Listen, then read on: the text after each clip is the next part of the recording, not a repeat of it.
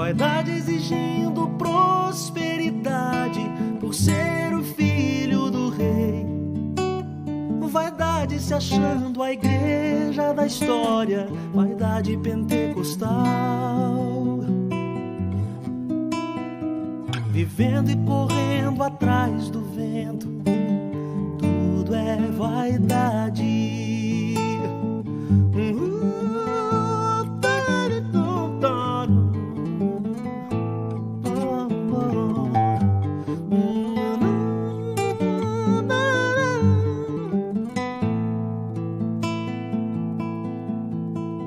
Vaidade juntando a fé e a vergonha, chamando todos de irmãos. Vaidade de quem esconde a verdade por ter um povo nas mãos. Vaidade buscando Deus em si mesmo, querendo fugir da cruz. Não crendo e sofrendo, perdendo tempo, tudo é vaidade. Falsos chamados apostolados do lado oposto da fé. Dinheiro, saúde, felicidade, aquele que tem contra aquele que é. Rádios, TVs, auditórios lotados, ouvindo o evangelho da marcha ré. A morte se esconde atrás dos templos, tudo é vaidade. A morte se esconde atrás dos templos, tudo é vaidade. A morte se esconde atrás dos templos, tudo é vaidade. Aonde está a honra dos orgulhosos? A sabedoria mora com gente humilde. Aonde está a honra dos orgulhosos? A sabedoria mora com gente humilde. Liberdade.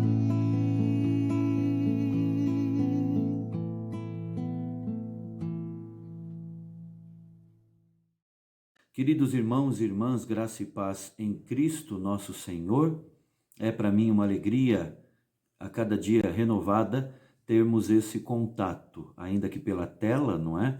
Mas esse contato, essa comunhão em pensamento, no objetivo que é conhecermos mais a palavra do Senhor, a fim de vivermos mais para a glória do nosso Deus. Eu lembro aqui que nós estamos numa série de mensagens, de estudos, de devocionais, intitulada Tipos de Igreja. Nós estamos falando, desde o último estudo, da igreja ou das igrejas da prosperidade, não é? E ao fazermos isso, queremos olhar para fora, ver o que está sendo pregado e vivido por aí, mas também olhar para dentro e verificar se nós estamos andando conforme a palavra do Senhor. Acabamos de ouvir uma música que fala exatamente do que nós vamos enfocar aqui, de que há um evangelho misturado que não é evangelho verdadeiro dentro das igrejas, e nós precisamos estar alertas para não cairmos, não entrarmos nesse caminho e cairmos nesse erro. Muito bem, vamos então, irmãos, orar agora, pedir graça do céu sobre nós e depois abrirmos a palavra do Senhor e estudarmos. Feche seus olhos, vamos falar com Deus. Querido Deus, nosso Pai, nós te buscamos com alegria, porque até aqui o Senhor nos ajudou. Nós, ó Deus, estamos com o propósito de examinar a tua palavra para verificar os ensinos errôneos que estão sendo disseminados, para verificar se nós mesmos já estamos, ó Deus, entrando por caminhos que não agradam o Senhor. Pedimos a tua graça, que o Senhor nos conduza nestas considerações. Mas também, ó Deus, queremos lançar diante do Senhor todas as pessoas que estão agora aqui junto conosco, participando, ó Deus, desta devocional. Cada pessoa, suas famílias junto com elas. Que o Senhor, ó Deus, derrame da tua graça, dê da tua paz, sabedoria em tempos tão difíceis. Que o Senhor, ó Deus, realmente haja, ó Deus, pelo poder do teu Espírito em cada vida, derrubando, ó Deus, qualquer barreira para que o Evangelho penetre e faça diferença em cada vida. Esta é a nossa oração e nós a fazemos em nome de Jesus. Amém. Amém. Irmão e irmã, eu peço que você abra a sua Bíblia no mesmo texto da última devocional, primeira carta de Paulo a Timóteo, capítulo 6, a partir do verso 3. 1 Timóteo 6, do verso 3 ao verso 16, ou melhor, ao verso 19. Vou repetir. 1 Timóteo 6, do versículo 3 ao 19. O texto nos diz assim: se alguém ensina outra doutrina e não concorda com as sãs palavras de nosso Senhor Jesus Cristo e com o ensino segundo a piedade, é enfatuado, nada entende, mas tem mania por questões e contendas de palavras, de que nascem inveja, provocação, difamações, suspeitas malignas, altercações sem fim, por homens cuja mente é pervertida e privados da verdade, supondo que a piedade é fonte de lucro. De fato, grande fonte de lucro é a piedade com o contentamento, porque nada temos trazido para o mundo, nem coisa alguma podemos levar dele, tendo sustento e com que nos vestir estejamos contentes. Ora, os que querem ficar ricos caem em tentação e cilada e em muitas concupiscências insensatas e perniciosas, as quais afogam os homens na ruína e perdição, porque o amor do dinheiro é raiz de todos os males. E alguns nessa cobiça se desviaram da fé e a si mesmos se atormentaram com muitas dores. Tu, porém, ó homem de Deus, foge destas coisas. Antes segue a justiça, a piedade, a fé, o amor, a constância, a mansidão. Combate o bom combate da fé. Toma posse da vida eterna, para a qual também foste chamado, e de que fizeste a boa confissão perante muitas testemunhas. Exorto-te perante Deus, que preserva a vida de todas as coisas, e perante Cristo Jesus, que diante de Pôncio Pilatos fez a boa confissão, que guardes o mandato imaculado e irrepreensível até a manifestação de nosso Senhor Jesus Cristo, a qual, em suas épocas determinadas, há de ser revelada pelo bendito e único soberano, o Rei dos Reis e Senhor dos Senhores, o único que possui imortalidade, que habita em luz inacessível, a quem homem algum jamais viu, nem é capaz de ver. A ele honra e poder eterno. Amém. Exorta aos ricos do presente século que não sejam orgulhosos, nem depositem a sua esperança na instabilidade da riqueza, mas em Deus, que tudo nos proporciona ricamente para nosso aprazimento. Que pratiquem o bem, sejam ricos de boas obras, generosos em dar e prontos a repartir, que acumulem para si mesmos tesouros, sólido fundamento para o futuro, a fim de se apoderarem da verdadeira vida. Irmãos, nós no último estudo, na última devocional, falamos que a prosperidade, o ensino da prosperidade, como sendo algo inerente ao cristão, é próprio do neopentecostalismo. Nem todas as igrejas, assim chamadas neopentecostais, se baseiam nesse ensino e propagam esse ensino errôneo, antibíblico, mas a maioria delas faz assim. Nós também vimos, irmãos, que a hermenêutica das igrejas da prosperidade, ou seja, a maneira delas entenderem e interpretarem a Bíblia, é tudo menos bíblico, porque na maioria delas não existe uma exposição das Escrituras, não é? O papel do pregador é explicar o texto, é ler o texto e explicar o que está ali. Nessas igrejas, repito, na maioria delas, não há isso, não há exposição da palavra do Senhor, e é uma hermenêutica, uma interpretação pragmática, né? A ordem é espiritualizar, é fazer alegorias para se encaixar naquilo que eles querem incutir na mente do povo. E a experiência precede a exegese cuidadosa do texto, a interpretação da palavra do Senhor. E quando a gente coloca a experiência acima da escritura, toda sorte de confusão se estabelece, não é? E vimos também que uma das características das igrejas da prosperidade é uma ênfase no Antigo Testamento.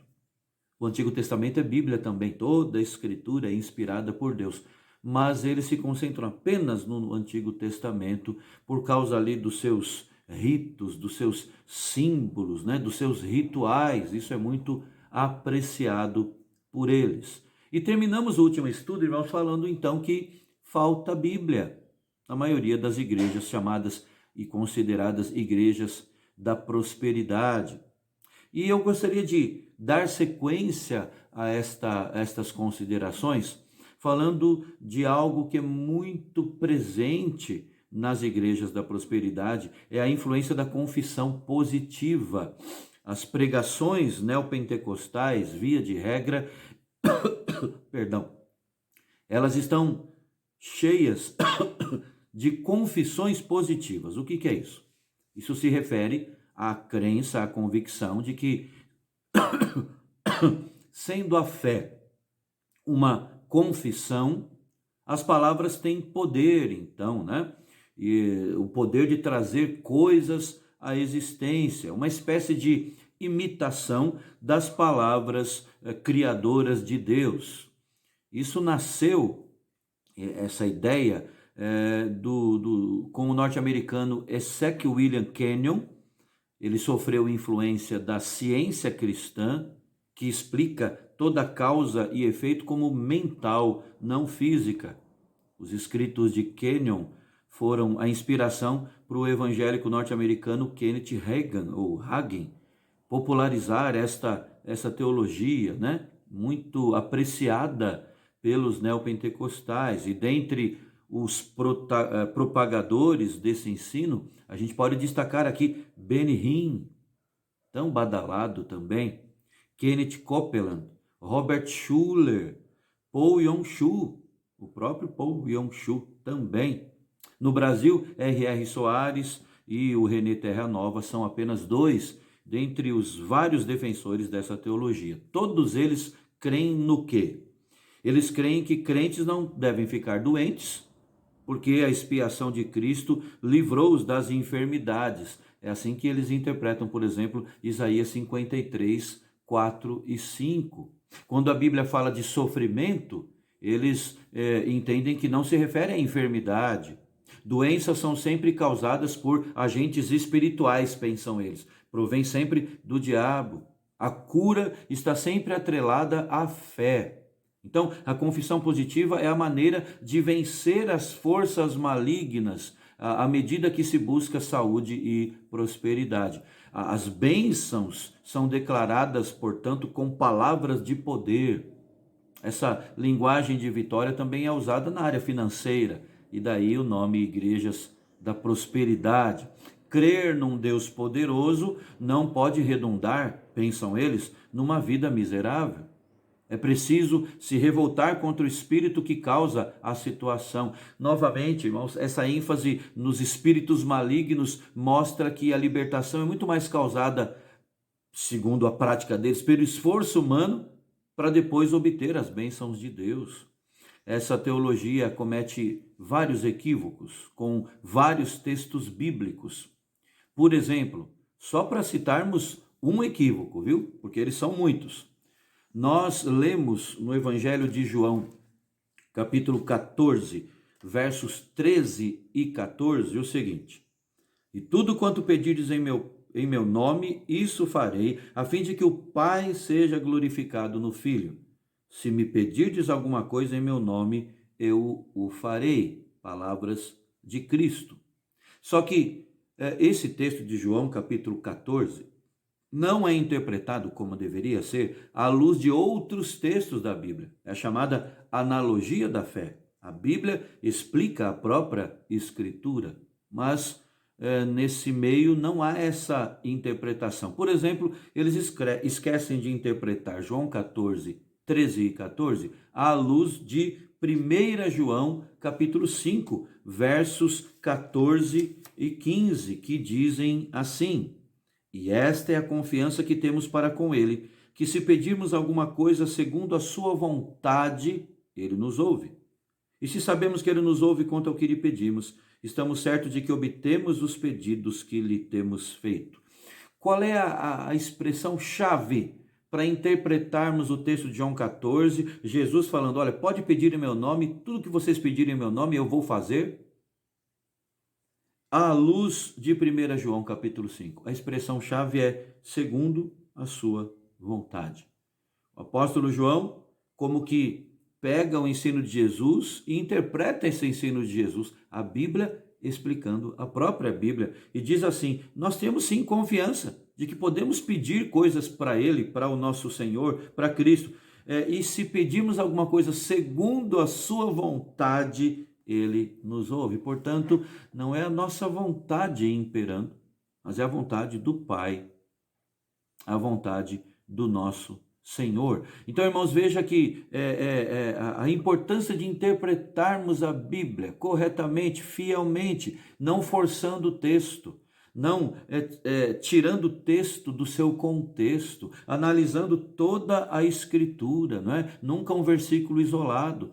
Eu citei agora há pouco Isaías 53, verso 4, nas igrejas neopentecostais, via de regra, ele não é compreendido escatologicamente, quando fala que Jesus levou sobre si todas as nossas dores, as nossas enfermidades, né?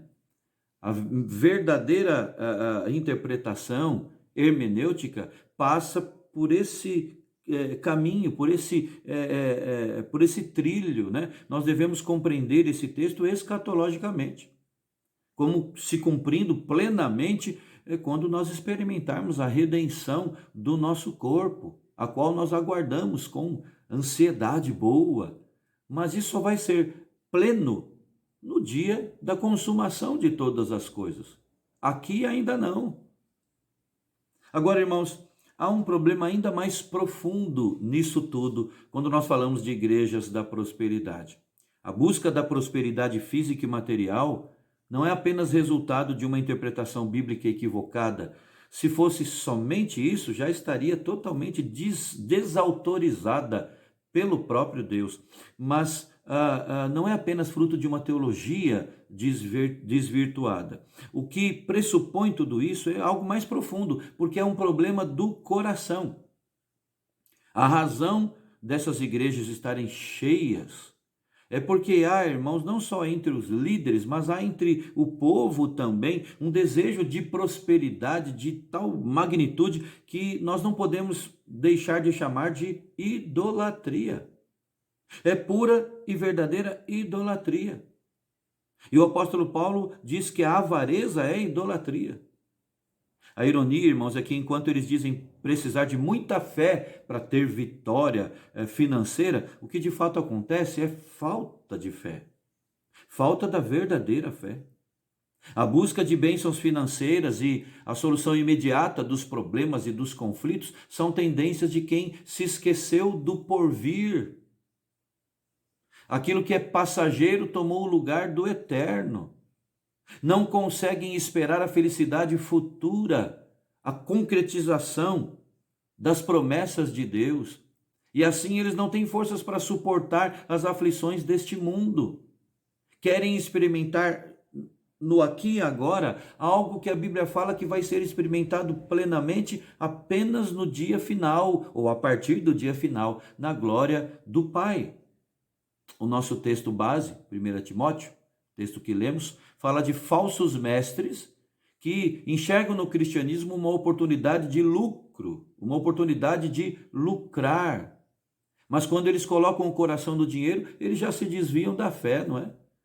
A vida cristã, irmãos, é muito lucrativa, sim, mas conforme a ressalva do apóstolo Paulo, contanto que seja acompanhada de contentamento, ou seja, o lucro não está nas coisas daqui, O lucro, o verdadeiro lucro, não está nas coisas desse mundo. Aqui nós temos de nos contentar com o pouco.